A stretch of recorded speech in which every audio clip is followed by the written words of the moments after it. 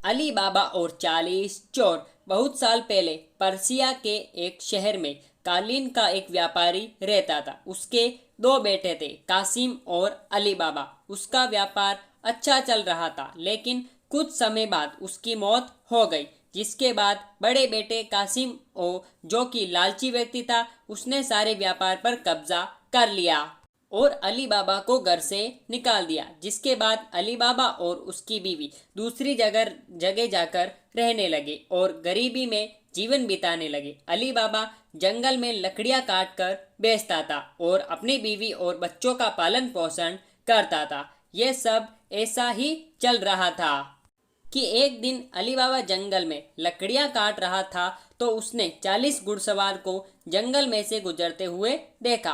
वह एक पेड़ के पीछे छिपकर यह सब देख रहा था। उसने देखा उन सभी घुड़सवार के साथ एक पोटली थी जो और उनमें उनके पास खंजर भी था, जिससे अली बाबा समझ गया कि यह सब चोर हैं।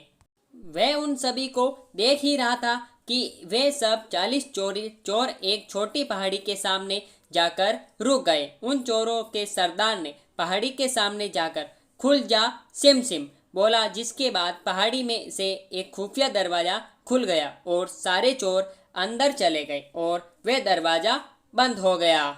यह सब देखकर अली बाबा बहुत हैरान हो गया।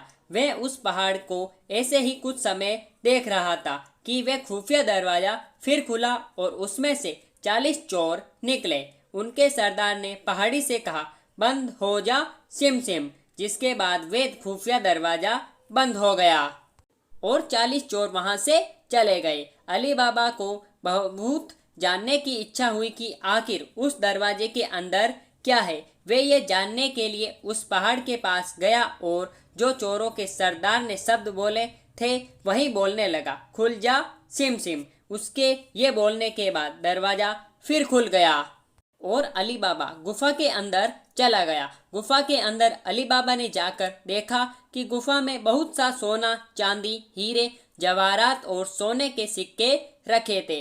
वह यह सब देखकर बहुत खुश हो गया। उसको समझ आ गया था कि सभी चोर अपनी चोरी और लूट का माल उस पहाड़ी की गुफा में छुपाते हैं। उसने कुछ सोने के सिक्के एक पोटली में भरे और बंद हो जा सिम सिम बोलकर उस गुफा का दरवाजा बंद करके वहां से चला आया। उसने ये सारी बात जाकर अपनी बीवी को बताई और वे सिक्के दिखाए, जिससे उसकी बीवी बहुत खुश हो गई।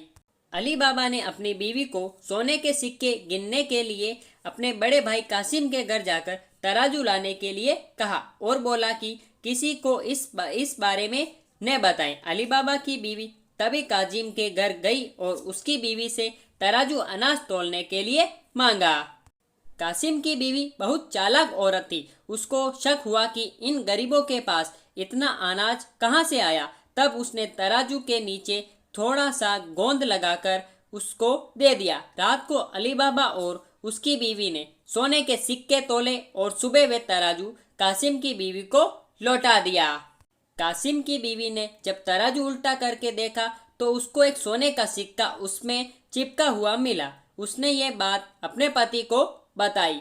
ये बात सुनकर कासिम अपने भाई अली बाबा के पास गया और उसने सहानुभूति दिखाकर उससे सारा राज जान लिया।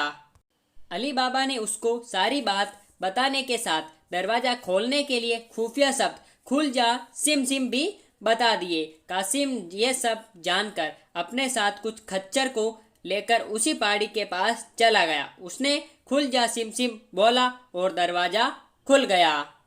जिसके बाद वह उसके अंदर चला गया। उसने अंदर जाकर बहुत सारा खजाना देखा और उसने बहुत सारा खजाना भर लिया। लेकिन जैसे ही वह उस गुफा से निकलने के लिए वह खुफिया शब्द बोलने लगा तो वह ये शब्द भूल चुका था, जिससे वह उस गुफा में ही बंद हो गया। और कुछ देर बाद 40 चोर आए और दरवाजा खोलकर अंदर आए तो उन्हें काजिम मिला। उनको पता चल चुका था कि वह उनका खजाना लेने आया है, तो उन्होंने काजिम को मार दिया और उसकी लाश को वहीं छोड़कर चले गए।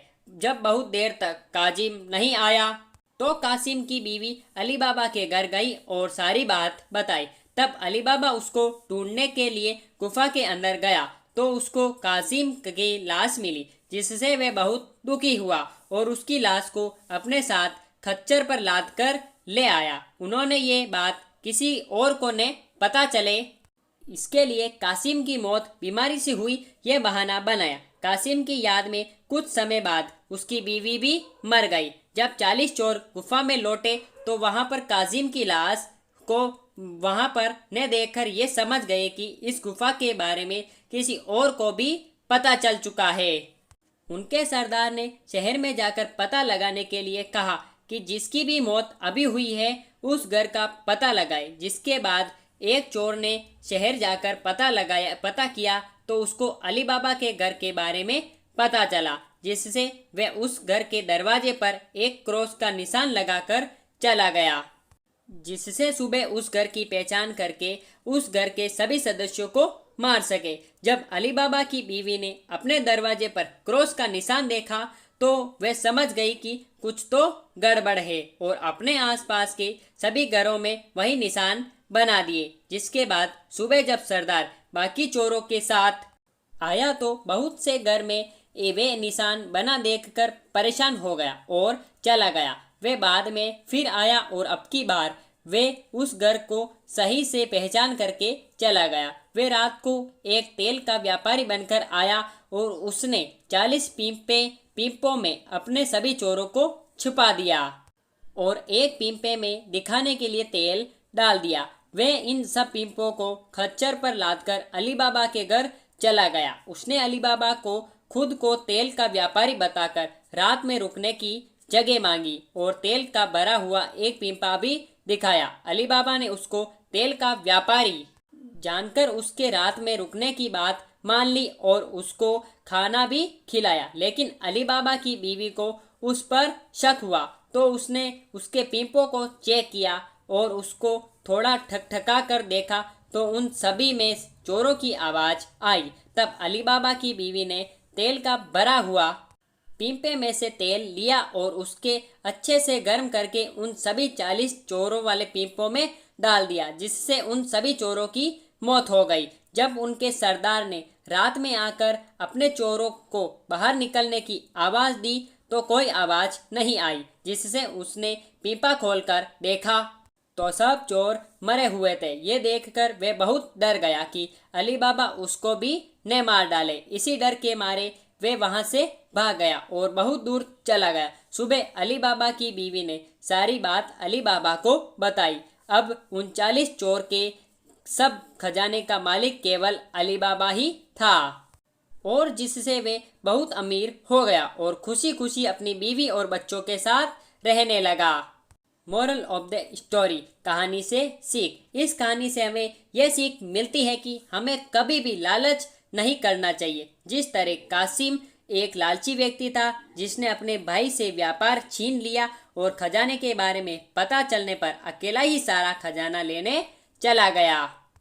तो मेरे प्यारे भाइयों और बहनों, आपको आज की हमारी कहानी आपको कैसी लगी आप हमें नीचे कमेंट बॉक्स में बता सकते हैं। साथ ही साथ ऐसी ही धमाकेदार एंड मज़ेदार मोरल स्टोरीज के लिए आप हमारे चैनल को सब्सक्राइब करके बेल आइकन जरूर प्रेस करें ताकि हमारी ऐसी वीडियोस की सब नोटिफिकेशन सबसे पहले आप तक पहुंच सके जैसे हम उस वीडियो को अपलोड करें। फिर मिलेंगे ऐसी धमाकेदार स्टोरी के साथ, तब तक के लिए गुड बाय। जय हिंद, जय भारत। Thanks for watching.